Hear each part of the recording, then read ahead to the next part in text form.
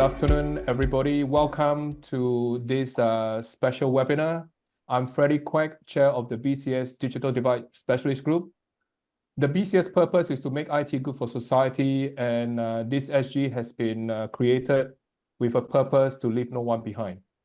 Now, digital divide is a huge topic and is also a very challenging one. And today's webinar is special for a number of reasons. I have at least three, and Sean can share one more. Number one is that we do these monthly webinars as a way to help socialize the issue of digital inclusion.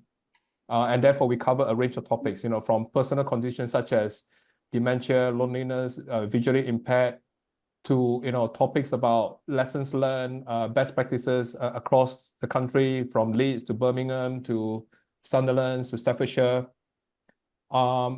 Then another reason is because this is a great example of joining the dots. I'm the chair of this specialist group.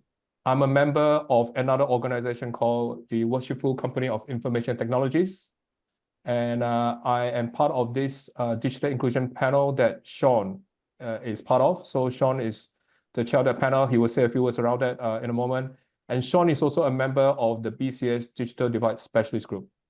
So it's great to have this opportunity, Sean, to work with you to show how organizations can come together on a common purpose and a common topic, such as homelessness.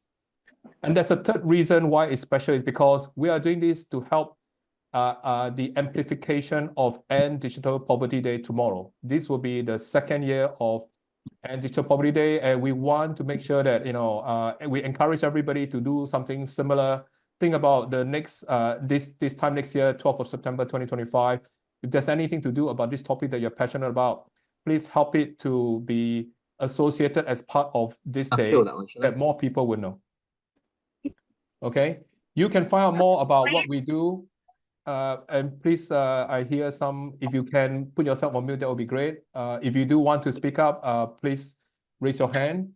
You can find out more about this event, past events, as well as future ones on our BCS website. You're like the 5:45 one. It's about the Oxford remodelling project. I will mute this person. The one that they're having some. Okay. I shall now hand you over to the organizer of this webinar today, Sean Sadler. So over to you, Sean. Thank you very much, Freddie, and hi, everybody. So just briefly I'll put this up just so that obviously we can introduce each other. Hi. As Freddie says, I'm a member, being the early careers advisor for the BCS Digital Divide Group, and I also chair the WCIT. For those that aren't aware what WCIT is, I will be telling you a little bit more about that in a minute. But the Worshipful Company of Information Technologists, the ultimate delivery company in the City of London, and that's the Digital Inclusion Panel. So just going to hand you over to Rob for quick introductions as well, and then I'll come back and tell you a little bit more about what the link is between the WCIT and Thames Reach. So over to you, Rob. Yeah, hi, good evening, everybody. My name is Rob Edgar. I'm a digital inclusion support worker at a homeless charity called Thames Reach. Great, thank you very much. So, so yeah, the WCIT then, it's a charity that's been set up about 25 years now, and it looks to use the skills, the pro bono experience, the connections of all its members really to really assist people, that we find specific causes. And we have a number of different panels, and obviously one of those panels being the Digital Inclusion Panel. And it's really about where do we have a real passion that we want to make a difference. So a lot of the professionals that join the WCIT obviously feel that they've worked in industry, they have climbed up the ladder, but they actually want to now make a difference and give back. So there's an organisation that allows us to do that by providing that pro bono support and experience. Now, Thames Reach and the WCIT go back to 2014. So in 2014, the WCIT set up a working group with Thames Reach with Thames Reach to see how we might be able to help Thames Reach to better serve its clients, its end users, service users. And within that, WCIT does provide funding. It can provide grants. ultimately we all contribute to the WCIT in that respect, and we give it to those sort of deserving causes. And in this case, with Thames Reach, they needed a trainer. They needed a digital skills trainer that was going to help those that were digitally illiterate or certainly were struggling with using digital to be able to help themselves out of poverty and out of homelessness. And obviously, Rob will talk a little bit more about that in a minute. Now, that was really successful, and that really, all that did really is it galvanized us into thinking, do you know what, we can make more of a difference here. So we do partner now with other charities as well. So we work in homeless charities, but also we widen the remit so that we're also looking at other areas where accessibility might be an issue, or there may be other reasons that people are excluded digitally. We do have a link also with the Digital Poverty Alliance that Freddie spoke about. So Jason Taggart is our ambassador really for the WCIT. So he's on the Digital Poverty Alliance and he represents us on that and feeds into it so that we can collectively make more of a difference. Okay, so that's probably a bit enough about the WCIT and the Digital Inclusion Panel for the moment, but please feel free to ask any questions during the call or at the end of the call. I'm now going to hand you over to Rob. So Rob, over to you. Thanks, Sean. Yeah, hi, good evening, everybody. Yeah, for everybody who's just joined us, my name is Rob. I'm a digital inclusion support worker at Thames Reach. Just a bit like Sean, I just wanted to maybe set the scene a little bit. Thames Reach is a charity based in London. It's a charity that supports people that are experiencing homelessness or at risk of homelessness. It was founded in 1987 or around then, with its core mission to end rough sleeping. But as it's developed, its mission sort of slightly changed to ensure that people who were rough sleeping can find decent and sustainable accommodation, but more importantly, lead fulfilling lives. It's quite a big statement there, but the projects that Thames Reach has, there's 40 commissioned services pan-London. Some of them are borough specific, some of them are pan-London. So there's quite a variation of our client group. And I think it's important just to maybe give you a quick overview of those types of services that Thames Reach operates, to see the sort of conditions that or the places where we're working or meeting clients within Thames Reach. We've got a rapid response team, people who are actually rough sleeping, trying to get them into sort of accommodation. We also have assessment centres, like a really quick access point for when somebody's been rough sleeping to get into sort of accommodation. These are normally 28 days where support workers would work with them to, maybe find about reconnection, or homelessness pathways or suitable sort of private rented accommodation. Thames Reach has 7 hostel accommodations, which is sort of medium to long term accommodation status, where people come in and stabilise, get their needs met. A lot of my work works across the hostel accommodation, where people are there for a little bit longer, where we can work and develop people's skills while they're there. When people are at the end of that stay, they can either move on to private rented or local authority accommodation, but we also have some supported accommodation within Thames Reach. And these are quite small projects where, quite specific, whether it's a women only, mental health, and they're sort of in clusters of, we have under 25s as well. So that, there's a supportive environment that meets that needs of those client groups. We also have one of the biggest projects, which is, mostly pan-London as well, which is our tenancy sustainment team. Sometimes is referred to as floating support. So once somebody has come through that homelessness pathways and is moving on to their forever home, that they don't just get left. So, making sure that people are claiming benefits or, keeping up to date with the rent and, making that transition smooth and seamless as possible. And that's just a few, but there's a nice spectrum around that, how we, involve with that homelessness. But for me specifically, I'm based in the Employment Academy, which is in South London. I'm part of the Employment and Skills team. And within our academy, we've got a couple of projects, which is very borough specific. It's for Southwark Works, which is employment. We're looking at finding employment for people who are homeless, but also at risk. So there's a preventative measure as well. If somebody is struggling to meet their rent because of their salary isn't covering those costs, we can look for better paid work, so that we can prevent homelessness. And I sit alongside Sadler works within that team, and the digital inclusion comes in there. Is it possible just to jump slide, Sean? Sure. Yeah, and then can we go to the next one as well? Yep. Our main service that we offer within the Employment Academy is our tech lending project, our tech lending hub.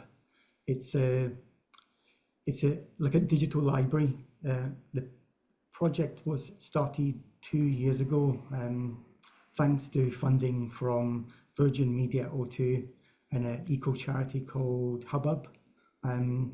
We are part of a pilot project that delivers services to different types of people experiencing homelessness. We have the Refuge, we have Solace, which is domestic violence, women fleeing domestic violence, excuse me, and also Centrepoint, who's under 25s.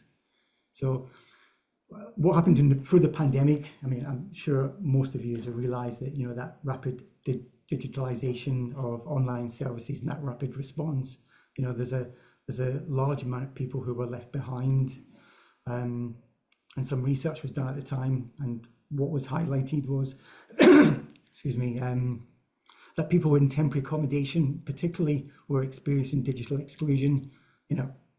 If you're in a rented accommodation, you could get yourself a broadband and a landline, but if you're in a temporary accommodation, it's a little bit harder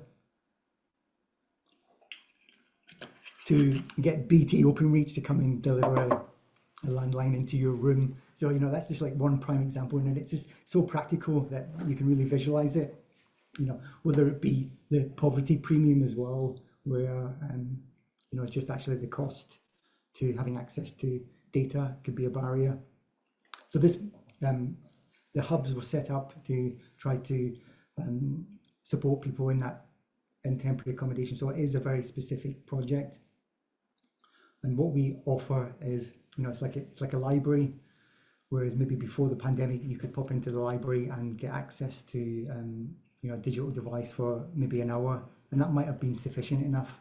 But as things have changed, medical appointments have gone online, universal credits has gone online, and bidding for accommodation has gone online. So that 1 hour isn't enough to satisfy the needs of people who have to engage in this digital world that we're creating. So we provide 25 gigabytes of data or mobile data from each of these devices each month, so that the beneficiaries can access what they want. There's there's a nice little bit of software embedded within these devices. There's 2 here. Within the first 12 months of the project, we were only issuing smart tablets. Both of these the tablets can make and receive calls like a mobile, but a little bit larger screen, just to help with accessibility, and also maybe just a bit of entertainment, so that somebody could watch a movie or YouTube. But we also realised that we were seeing people that weren't comfortable in accessing the technology. So in year 2, we introduced the mobile phone just as that pathway or that introduction into digital, that meeting where that person was at, so that we could then maybe get them to upgrade a little bit later on after a few weeks, once they've got the feel of the device. Yeah, is it possible just to go over to the next slide, please? what we realize is there's a real significant impact to the beneficiaries who were receiving these digital assets. There was lots of learning for Thames Reach as well. I often split this into 3 groups. There's like hurdles that people experience, which is just having a digital device. It's there's a cost implementation to that, and whether somebody could afford that digital device, let alone the data to go alongside of it. So these things are really small and easy to overcome. So small hurdles, and we could give somebody a device and a data, and that's fine. But what we also learned was there was some hurdles. There's a skill deficit of people who are accessing these devices, which we had to. It helped develop and shape year 2 of the project, but it was quite significant, and then there's the obstacles as well. There's people who are experiencing neurodiversity, low digital literacy or literacy as well. So there's a bigger challenge at play with the cohort of people that we support across all of these different projects. So over the maybe until about this figure is only about 3 months out of date, but we've lent over just over 500 devices, and they range in lending period. For one day, maybe somebody comes to the Employment Academy to do a bit of online training, and they need access to a digital device while they're training for that day. There's not that many, because most of them we try to sign up for 6 months. So generally we give them 6 months worth of free credit and data. They sign a lending agreement just like you would do at the library. And there's a small piece of mobile device management system that's sitting in the background of these devices. So just like the library computer, these devices are owned by Thames Reach. So we do have a responsibility for supporting the clients, but actually it became really beneficial for the clients and less of a hindrance. We thought, somebody can track these devices. Would they be willing to borrow a device that is trackable? We don't track them only for the reason if somebody managed to misplace a device, and it's helped us support people who are neurodiverse find and locate devices. Also, if somebody's left it on the bus, which happened quite recently, people have returned these devices and were able to reconnect the lost device to the beneficiary.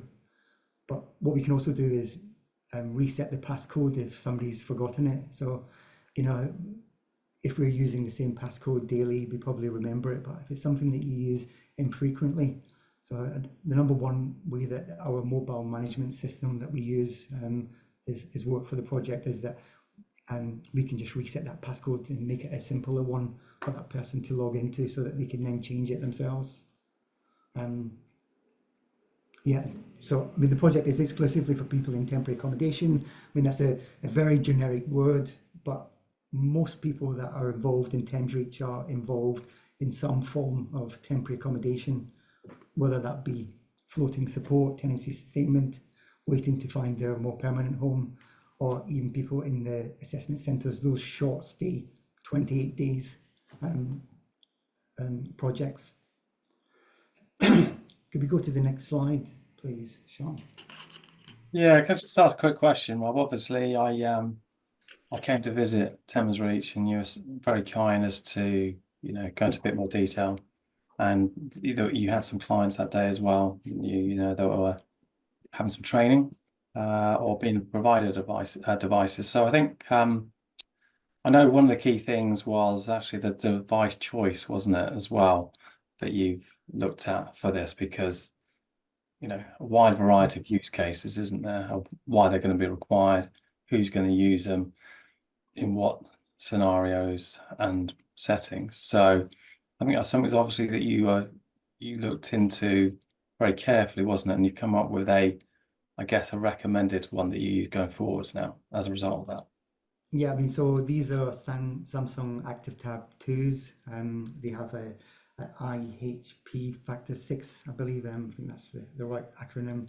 But they're really robust, water resistant, dust resistant as well. But they also use the Android operating system. We did do some research within Thames Reach just to have an evaluation of the digital deficiency within our charity, and what we realised was the people that were most excluded were people with who were computer illiterate, couldn't send or receive text messages. So actually, what we really needed to do was to build them up from a starting point. There's a pathway for learning, and actually delivering PC training wasn't going to be ideal for the majority of the people that were digitally excluded. It was really giving them a device that they're probably really comfortable with, that they would continue to use, and then continue to develop. So with the mobile phone, it's actually a miniature version of the tablet. So like it's like they're mirror images of each device, so that we can progress somebody onto a tablet and then progress them onto digital skills. But I have got some more information that I'll go into a little bit more detail in a bit. Is it possible? Yeah. I mean, so something I just want to add in here is, like, we have a digital device data bank as well. So the credit and calling credit is supplied by Virgin Media O2, which is part of the Good Things Foundation, and we're a data bank. So very similar to the food bank, where if you're in need, you can get access to food. The data bank does what it says on the tin. It supports people who maybe are struggling financially just to have access to calling credit and data. And even though it's not the device that we're issuing, some people may have that device. We issued over 1,000 contracts over the last 18 months to clients of Thames Reach, which is generally around 6 months of calling credit. But thanks to O2, they've increased their allowance to 12 months. So it's like a 12 months of 25 gigabytes of data each month, and then unlimited calls and unlimited texts. And even though we're not capturing any of that data, with the feedback that we're getting from the people who are receiving these is immense. So this all between the Tech Lending project and our digital help session. Our digital help session bore out of our learning through the initial 12 months. We knew that people had low digital literacy, and they needed a mechanism to develop those skills.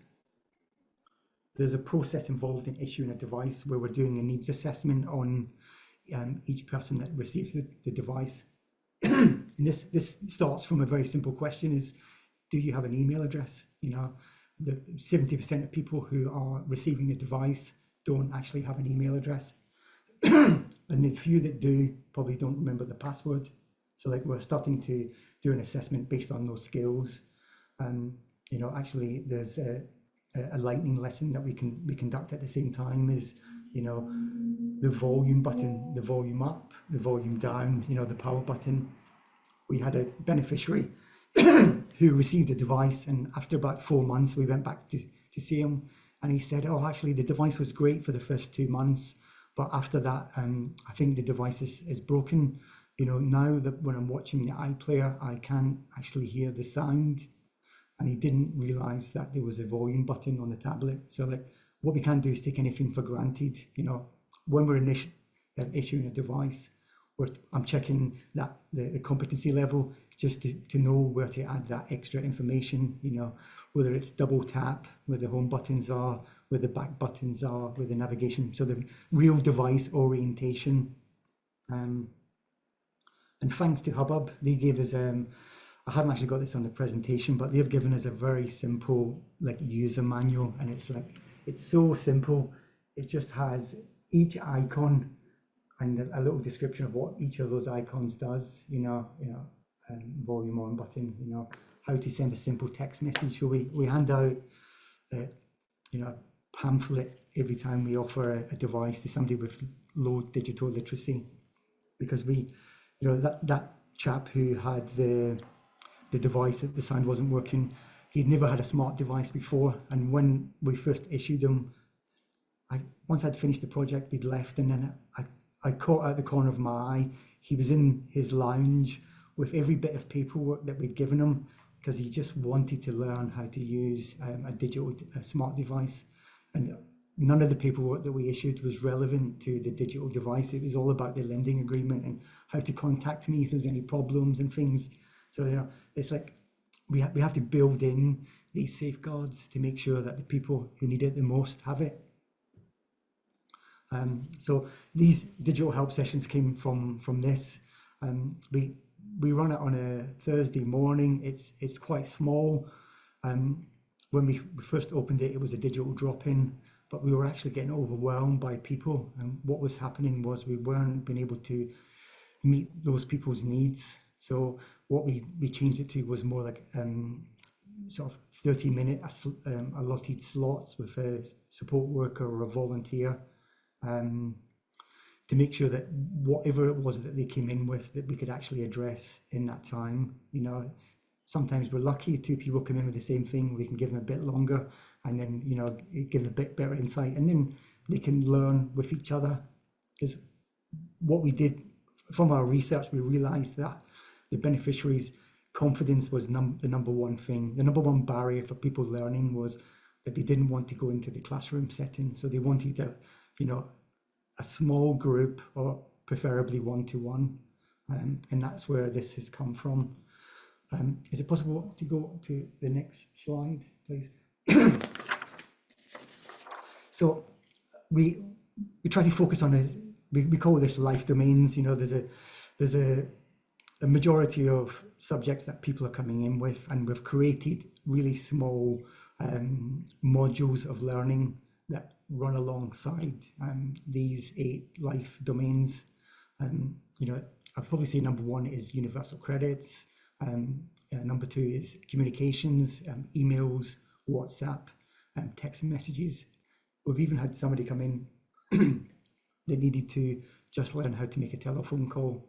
You know, and it's a long process. When somebody has a fear of anxiety of even holding a smart device, you know, getting them to you know, add contacts to the telephone and then make calls. You know, this client called me last week for another appointment, and he said it's the highlight of his week to come in and get upskilled. You know, now he's accessing his universal credits on his smart device now.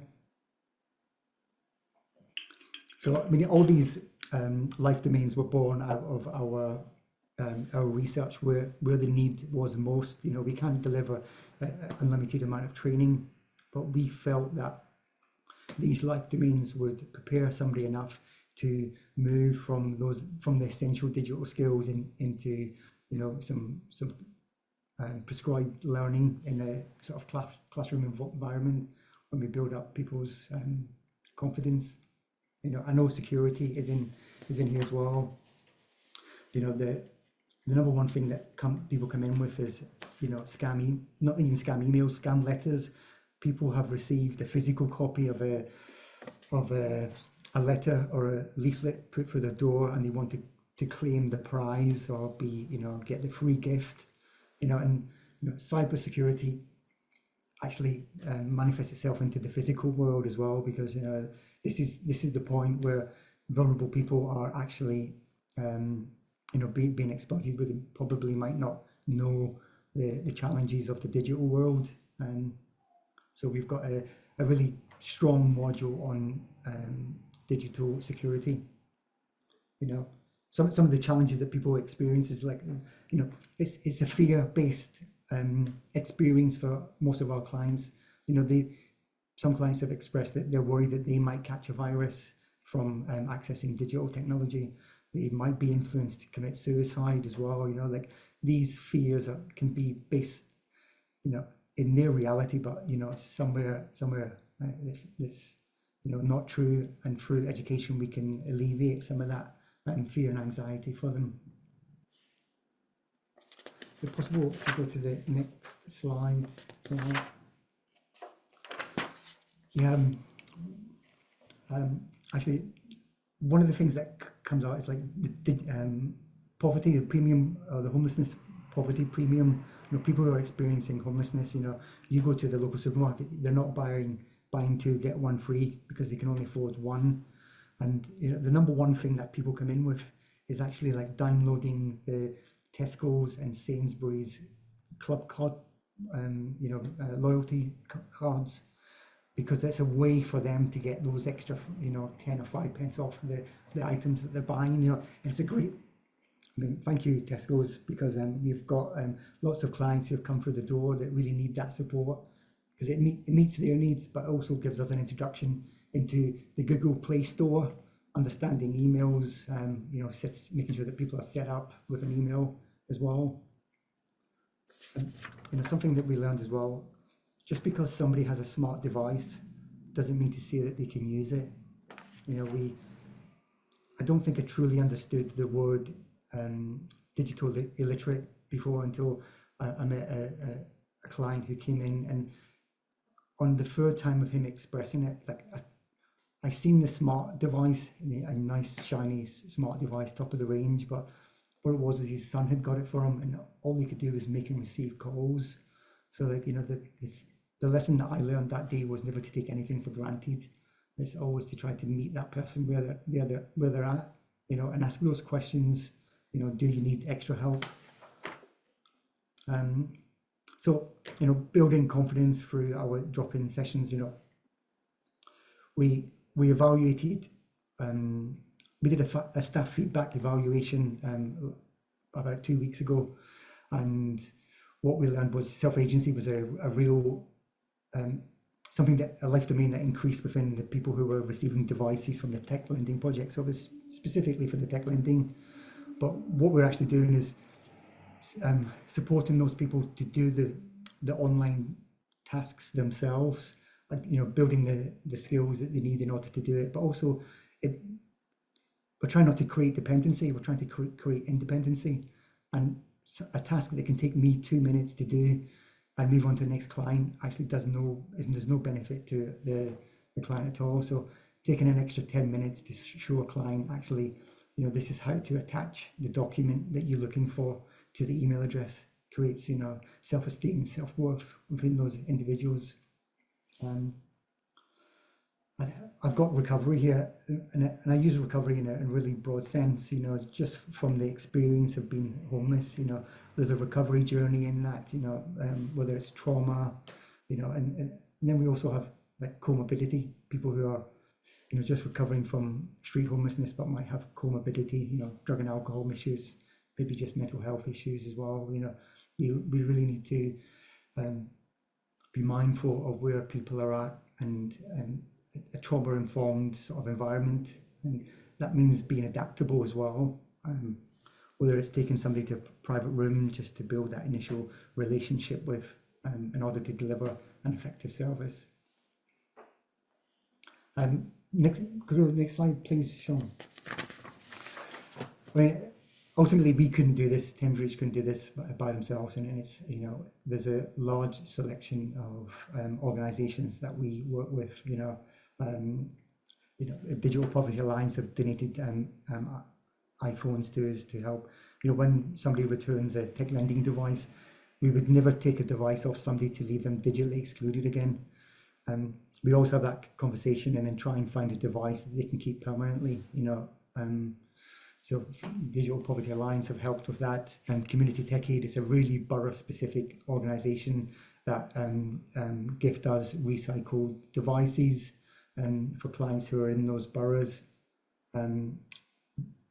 Vodafone have gifted us through the charities Everyone Connected. They've given us large amount of SIMs, which is a really great, it's a one-time offer. It's a plug and play. It can be really beneficial to somebody who's rough sleeping and who needs to make calls while they're working with a support worker to get them off the street. So they can just plug it in and it's up and running.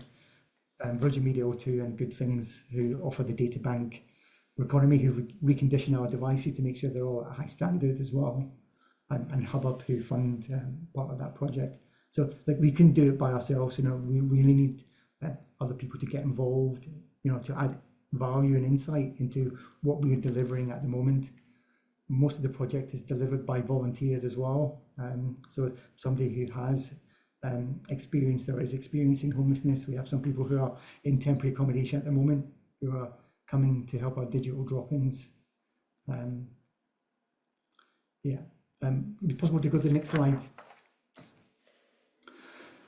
You know, many happy faces. You know, some people have asked for the names to be anonymized as well, but all of them have consented to their images being shared.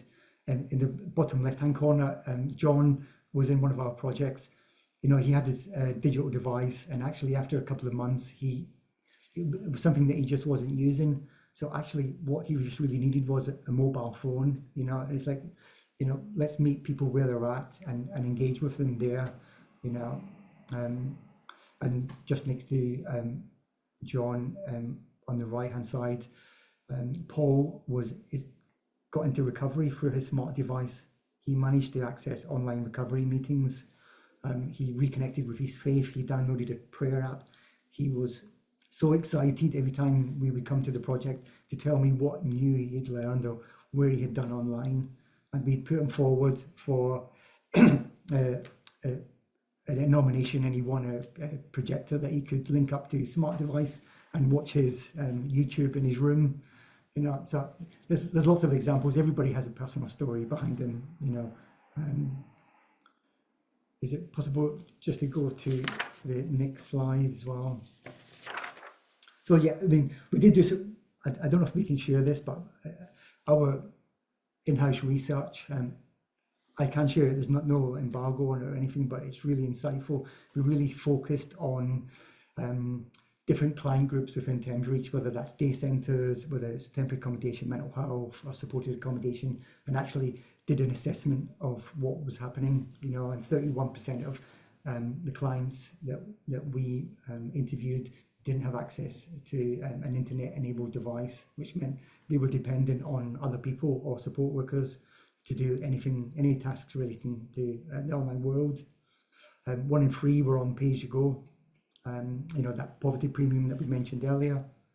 17% didn't access the internet at all. You know, we know there's a high rate of literacy, you know, within the people who are experiencing homelessness. So, you know, maybe that is a contributing factor to that really high number. You know, as I said earlier, 58% of people felt that confidence was the main barrier. 38% said that they always relied on assistance with online tasks, was what I mentioned earlier. And some of the domains that were affected were employment, money, and communication. So, you know, we really knew what we needed to do or what we needed to build from that initial piece of research. Is it possible to go to the next slide? You know, small classes. What we do, we run employment workshops as well, where we support people to help write CVs, which is part of the Employment Academy. So they're still developing those digital skills. But we would never have, you know, more than 12 people in a classroom at one time if it's not individual learning. We go through to the next slide as well. Yeah, I mean, these are some of the quotes from our research. You know, it was really insightful to hear the challenges that people are experiencing or how they overcome the challenges, because people manage, we're such creatures of resilience that, you know, this chap was saying that the lady downstairs does everything for him as well.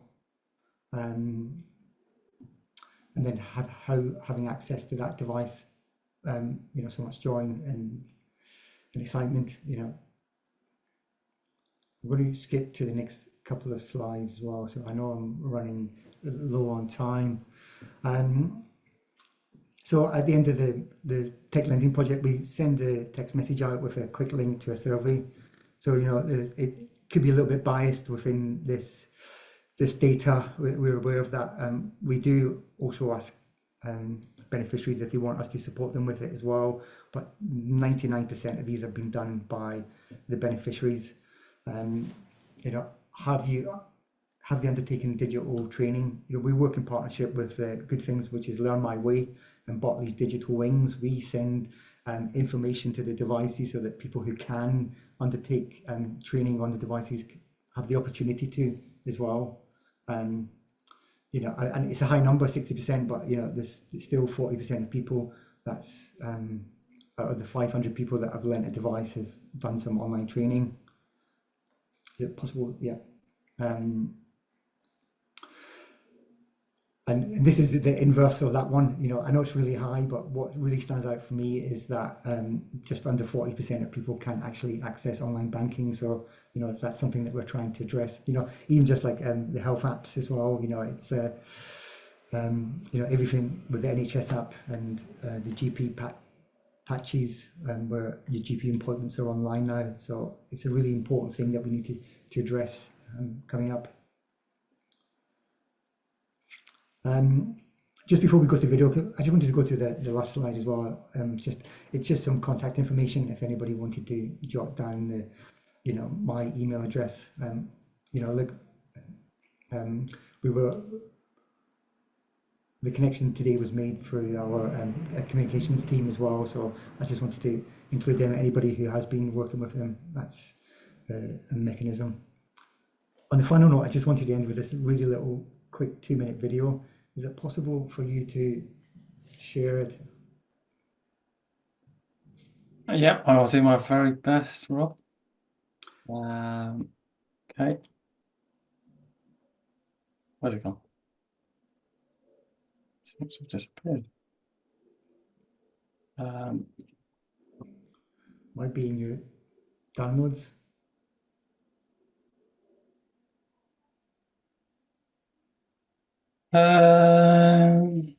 It's very strange. Just a minute ago.